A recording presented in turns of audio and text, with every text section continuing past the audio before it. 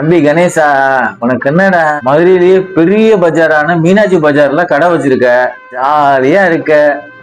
அடே ஏனே நீங்க வேற முன்ன மாதிரிலாம் இல்லைண்ணே வியாபாரம். நானே என்ன பண்றேன்னு தெரியாம முழிச்சுக்கிட்டு இருக்கேன்.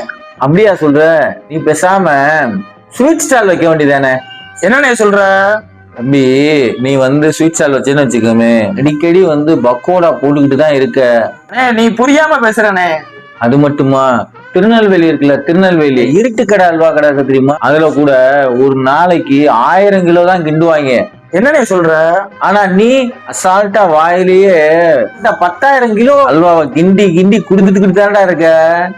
ஆனா என்னண்ணே தம்பியை பார்த்து இப்படி பேசிட்ட? அது மட்டுமா, வாயிலேயே வடை சுடுறதுல நீ பெரிய ஆள்றா. அண்ணே என்னைய பத்தி உனக்கு என்னண்ணே தெரியும்? நீ என்னன்னா லந்த கொடுத்துக்கிட்டு இருக்க.